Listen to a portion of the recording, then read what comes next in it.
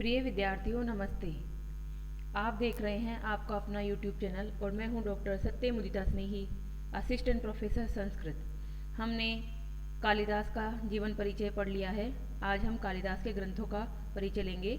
उसमें सर्वप्रथम आज हम कुमार संभवम महाकाव्य का सामान्य अध्ययन करते हैं।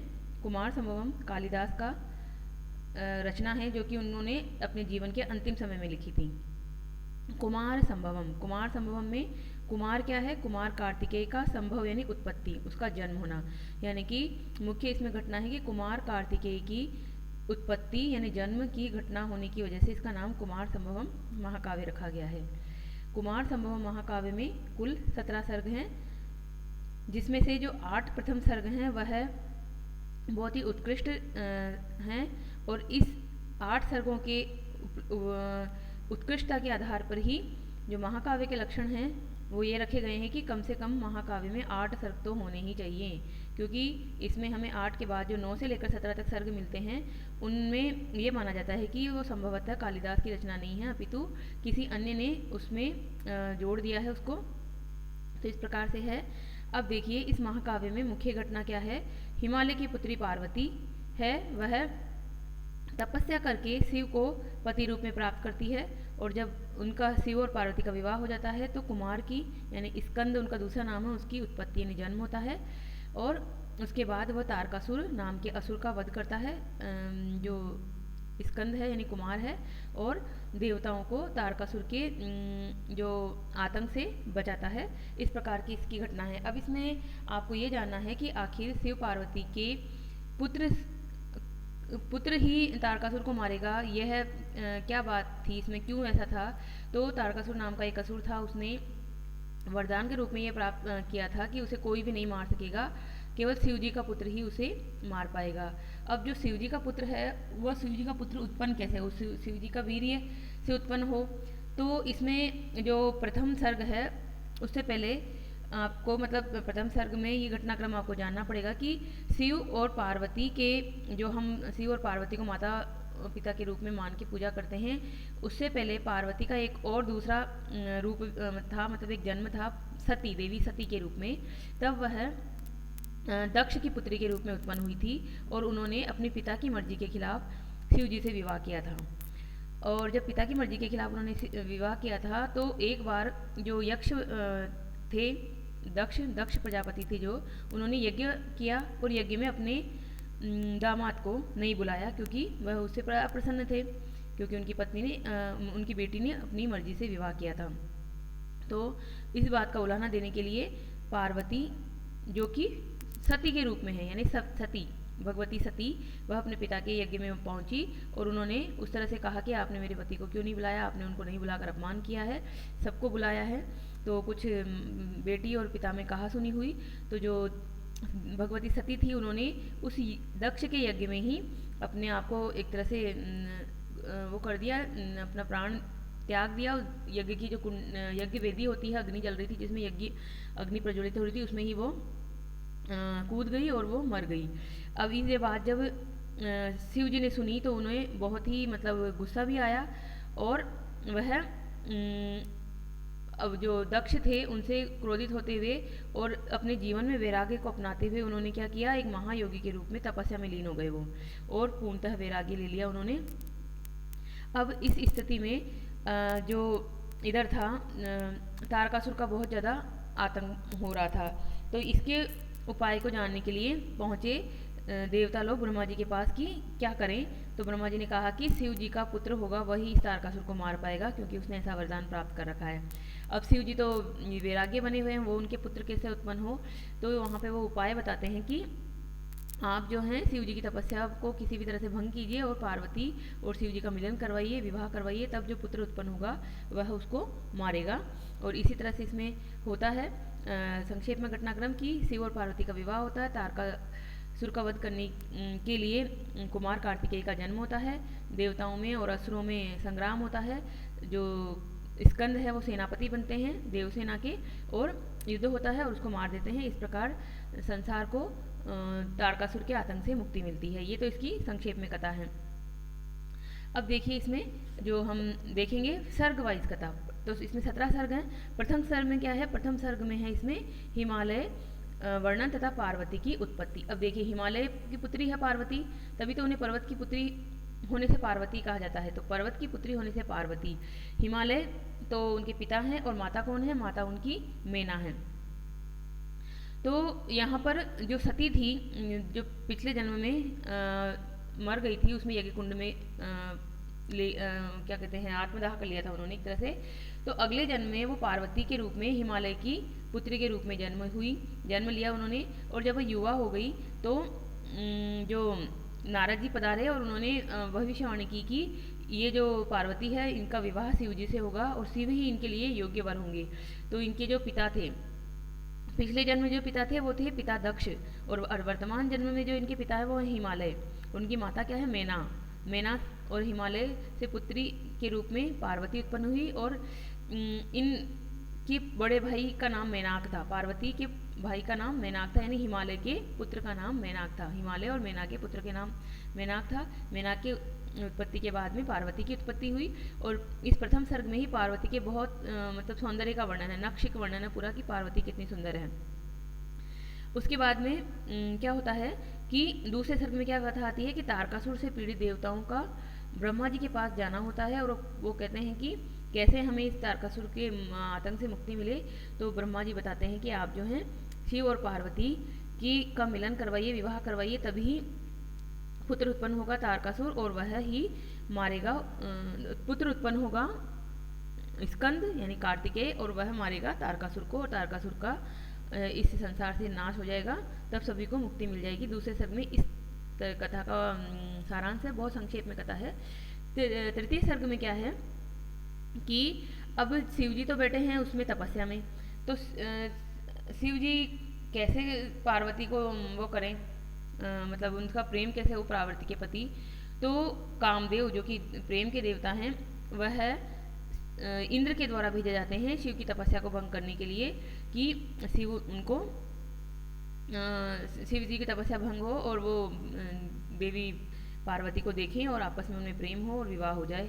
परंतु जो शिव हैं वह जब कामदेव वहाँ आते हैं तो शिव बहुत क्रोधित होते हैं और अपना तीसरा नेत्र खोल के कामदेव को भस्म कर देते हैं। उस समय वहाँ पार्वती भी है, क्योंकि जब हिमालय को नारद जी से ये पता चला था कि पार्वती का विवाह शिव जी से ही होगा, ये भविष्यवाणी है और वही उसके योग्य वर हैं, तो पिता हिमालय ने भी अपनी पुत्री को ये आज्ञा दे दी थी कि तुम जाओ और शिव जी की सेवा शुश्रा करो, उनकी पूजा अर्चना करो। तो वो पार्वती वहीं थी कैलाश पर्वत पे, और वो शिव जी को एक तरह से, शिव जी तो उसमें है अपनी तपस्या में है, पर वो उनकी सेवा शुश्रा किया करती थी।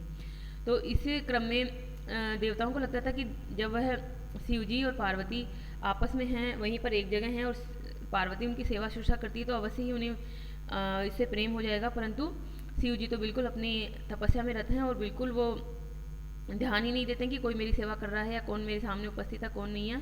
आंखें बंद करके वो तपस्या में महायोगी बने हुए हैं। तब इंद्र के द्वारा भेजे हुए कामदेव उनकी तपस्या भंग करने का प्रयास करते हैं, परंतु शिव जी को बहुत गुस्सा आता है और वो अपना तीसरा नेत्र खोल के उसे जला डालते हैं कामदेव को। तो कामदेव का शरीर जल जाता है, इसीलिए कामदेव को अनंग भी कहा जाता है, उनका कोई अंग नहीं है।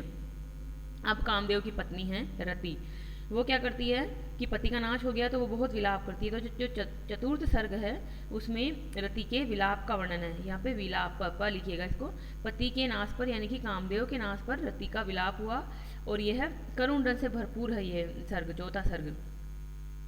तब वहाँ पर क्या होता है, भविष्यवाणी होती है।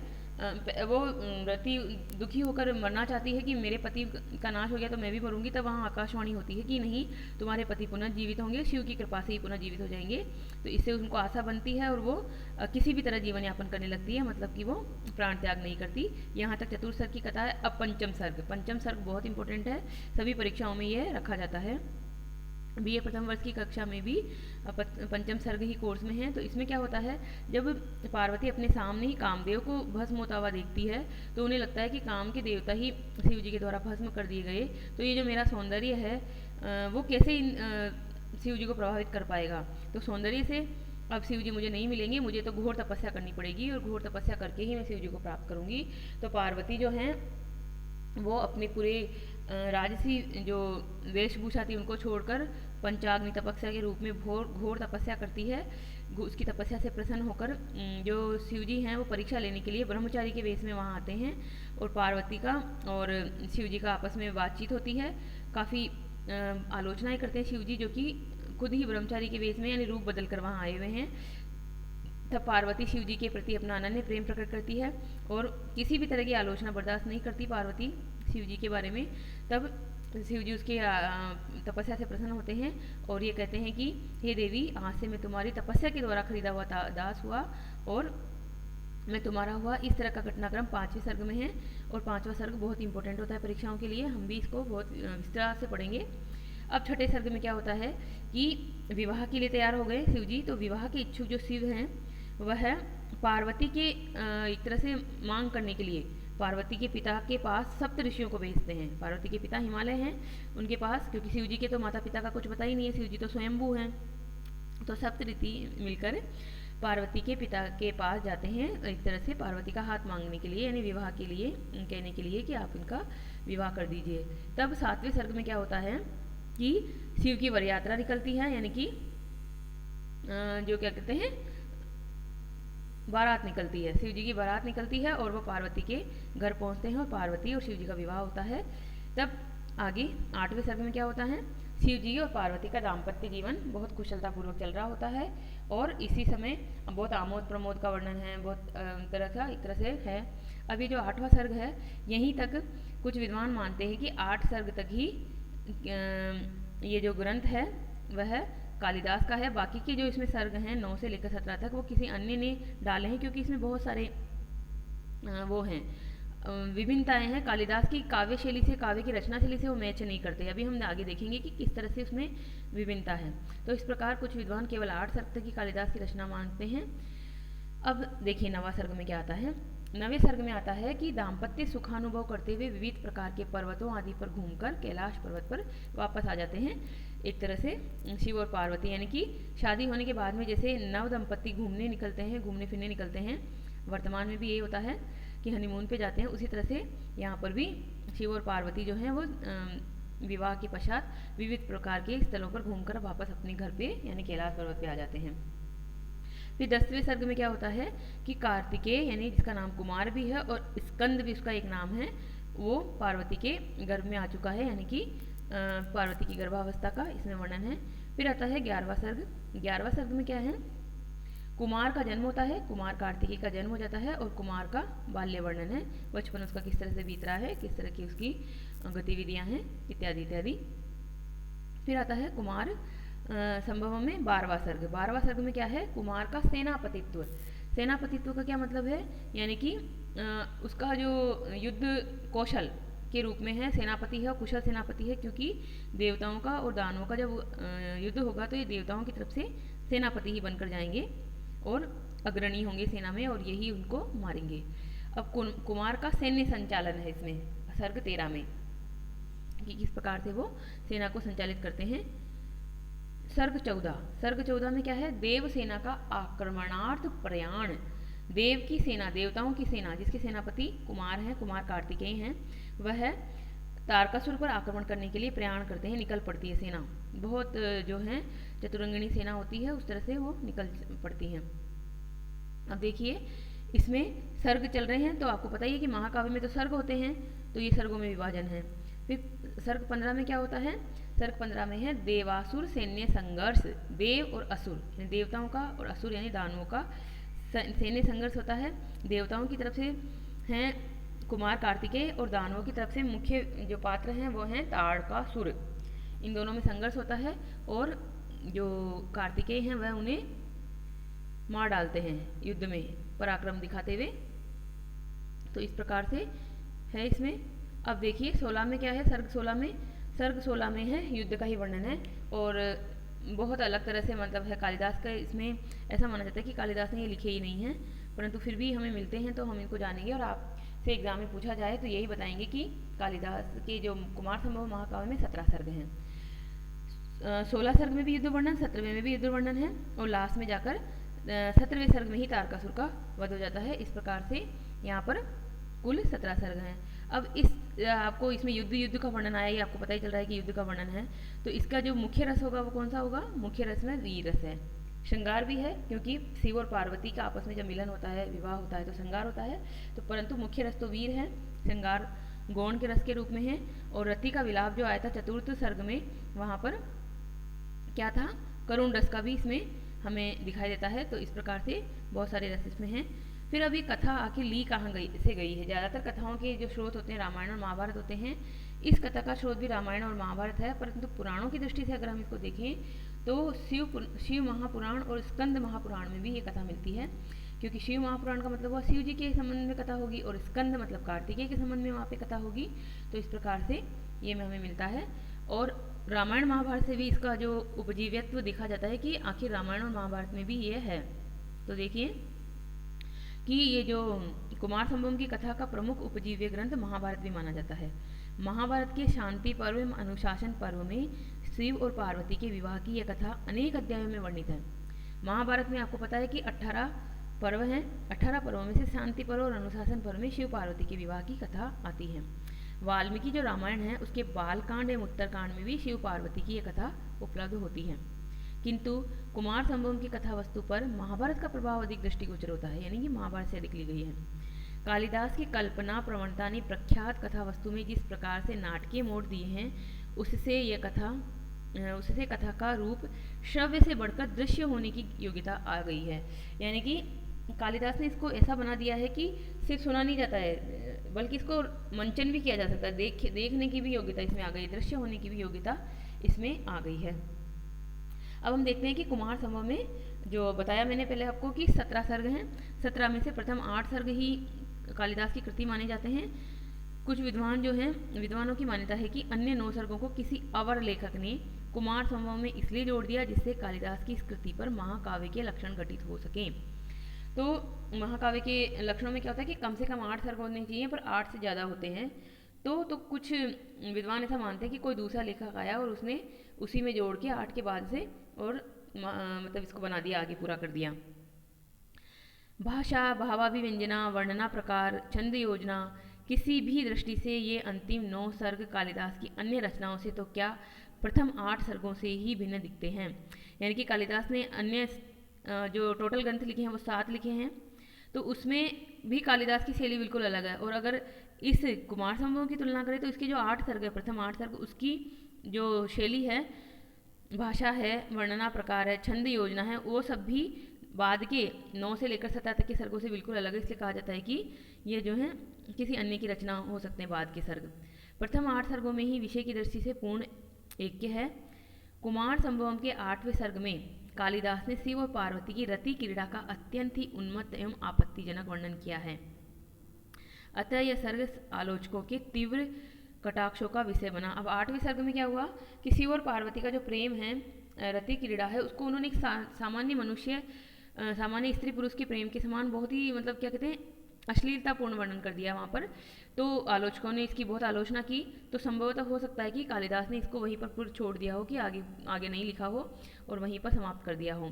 और एक यहाँ पर किंवदंती ये भी है कि जब उन्होंने शिव और पार्वती का इस तरह से आपत्तिजनक वर्णन किया तो उनको ना कुष्ठ रोग हो गया, मतलब कि जैसे होता है ना शाप मिल गया, और शाप के रूप में कुष्ठ रोग हुआ और वो उस रोग से पीड़ित होकर मृत्यु को प्राप्त हो गए और वो ग्रंथ को लिख ही नहीं पाए, पूरा आगे कर ही नहीं पाए। तो इस तरह का भी ये किंवदंती है। अब ये प्रथम जो 8 सर्ग हैं, अंतिम 9 सर्गों को कालिदास की रचना उससे अलग माना जाता है। तो आखिर ऐसा क्या दिखता है आलोचकों को कि वो उनको अलग मानते हैं? तो इसलिए अलग मानते हैं क्योंकि परवर्ती जो सर्ग हैं उनमें वाकबंधों की अनेक्षा पुनरावृत्ति मिलती है, जो कालिदास के ऋतु संहार को छोड़कर अन्य किसी भी काव्य में नहीं है। वाकबंध यानी कि वाणी का जो होता है विचित्रता, उससे युक्त वाकबंध किए जाते हैं। वह हमें कालिदास के ऋतु संहार में कुछ मिलते हैं, परंतु अन्य किसी भी काव्य में नहीं मिलते हैं। कुमार संभवम के जो प्रथम 8 सर्गों में तो बिल्कुल ही नहीं मिलते हैं, तो इसलिए ये लगता है कि किसी अन्य की रचना हो सकते हैं। परवर्ती सर्गों में प्रादि समास का भी बहुत ज़्यादा यूज हुआ है, जो कि कालिदास के अन्य काव्य में कहीं पर भी नहीं है। पाद पूर्ति के लिए अवांछित पदों अलम, सद्य आदि का प्रयोग इन परवर्ती सर्गों में अधिक हुआ है। छंद त्रुटि भी बहुत मिलती है, छंद संबंधी त्रुटियाँ वहाँ पर बहुत ज़्यादा हैं।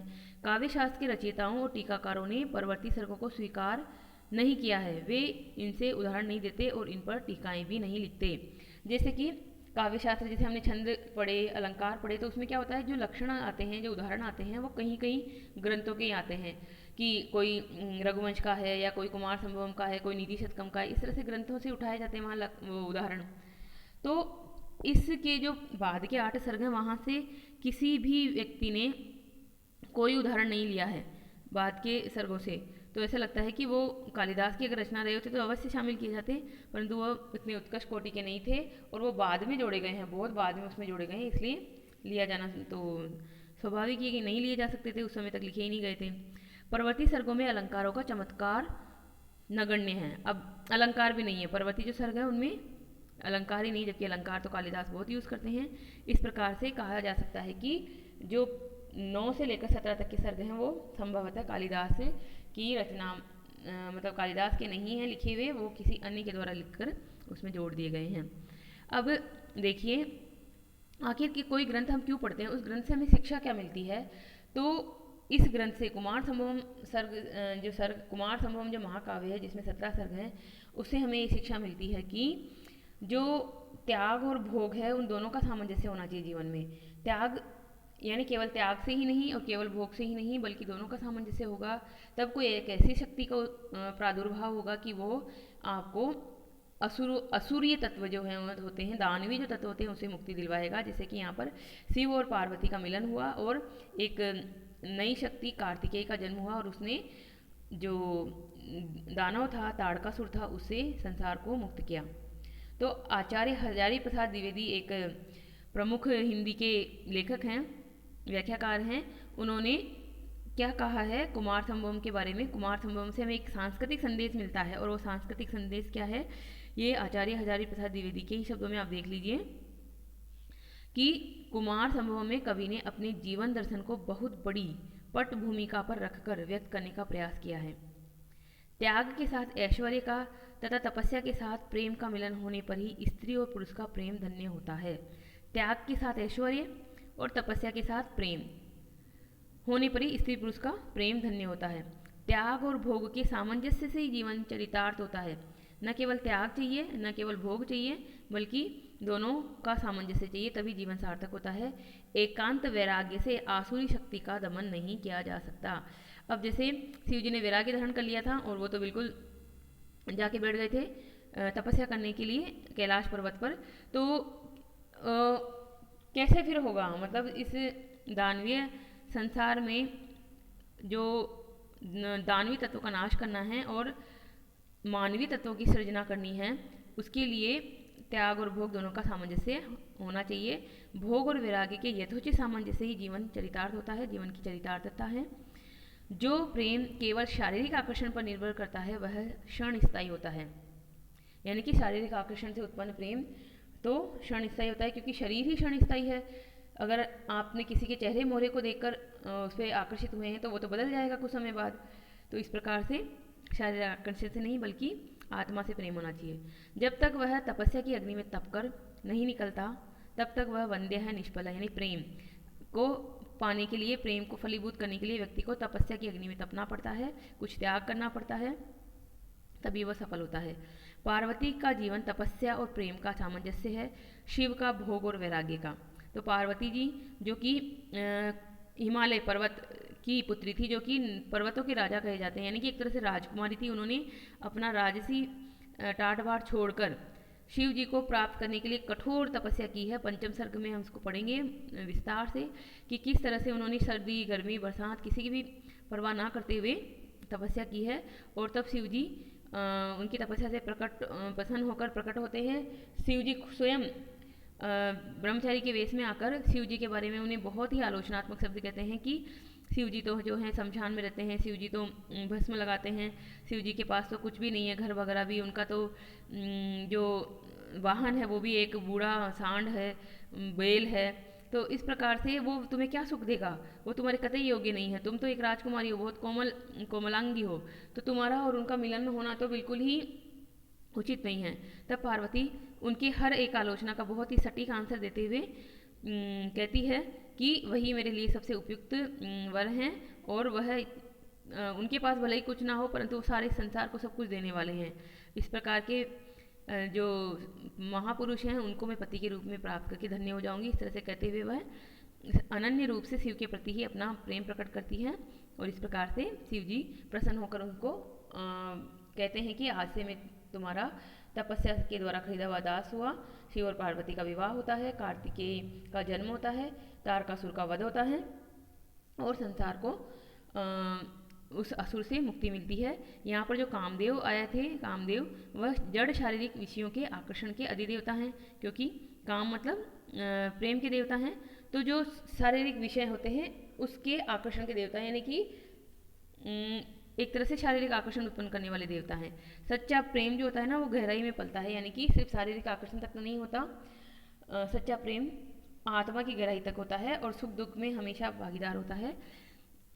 इस तरह से जो ये काव्य हमें संदेश देता है कि सिर्फ शारीरिक आकर्षण ही प्रेम नहीं होता, बल्कि त्याग, तपस्या, समर्पण से और इंसान से, उसकी आत्मा से प्रेम जो है वही सार्थक प्रेम होता है। इस प्रकार से यह ग्रंथ हमारा आज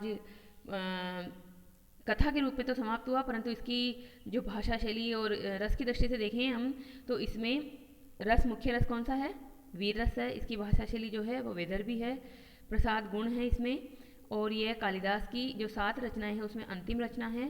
प्रथम जो 8 सर्ग हैं वह कालिदास के माने जाते हैं, क्योंकि उसकी भाषा शैली कालिदास के अन्य ग्रंथों से मिलती है, परंतु बाद के सर्ग नहीं माने जाते हैं कालिदास के। और इसमें जो है ये महाकाव्य है। तो महाकाव्य के लक्षण क्या होते हैं? महाकाव्य के लक्षण होते हैं कि कोई उसमें नायक होगा, कोई नायिका होगी, वो या तो इतिहास प्रसिद्ध होंगे या फिर देवी तत्व होंगे। तो यहाँ पर नायक और नायिका हैं। तो हिमालय की पुत्री है पार्वती, वो तो नायिका हैं, और दिव्य नायक है इसमें, क्योंकि देवता है ना, जो शिव जी तो देवता हैं तो वो नायक हैं। और इन दोनों के मिलन के बाद में कुमार कार्तिकेय का जन्म होता है और तारकासुर का वध होता है। ये मुख्य घटना है इसकी। उत्कृष्ट काव्यशैली का ये परिचायक है। और देवताओं को जो हैं अपने मतलब देवता इसमें क्या कहते हैं, देवता इतने समर्थ नहीं है कि वो तारकासुर का वध कर सकें। तो देवों के भी देव महादेव कहा जाता है, देवों के भी देव महादेव तो शिव जी हैं और पार्वती हैं। शिव और पार्वती का जो वर्तमान जीवन है वो हम देखते हैं, वो उनका वर्तमान जीवन है। शिव जी तो स्वयंभू है, अविनाशी हैं, उनका कोई नाश नहीं हुआ, परंतु पार्वती का दूसरा जन्म है। पार्वती प्रथम जन्म में भगवती सती थी, तब उनके पिताजी का नाम दक्ष था, और वह अपने पिता की द्वारा अपने पति की अवहेलना से परेशान होकर आत्मदाह कर लेती है। उस यज्ञ कुंड में कूद पड़ती है जिसमें कि जिस यज्ञ को संपादित कर रहे थे उनके पिता दक्ष।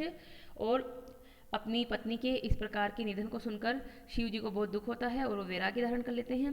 वैराग्य धारण करने के बाद तारकासुर का जब आतंक बहुत ज़्यादा बढ़ रहा है संसार में, तो उनकी जो वीर्य से ही जो उत्पन्न होगा पुत्र वही तारकासुर को मारेगा, इस प्रकार का वरदान प्राप्त किए हुए है तारकासुर। तब देवताओं के प्रयास से जो हैं वो कामदेव को वहाँ भेजा जाता है। देवता मतलब इंद्र भेजते हैं कि जाओ उनकी तपस्या भंग करो, परंतु वो भंग नहीं कर पाते हैं तपस्या।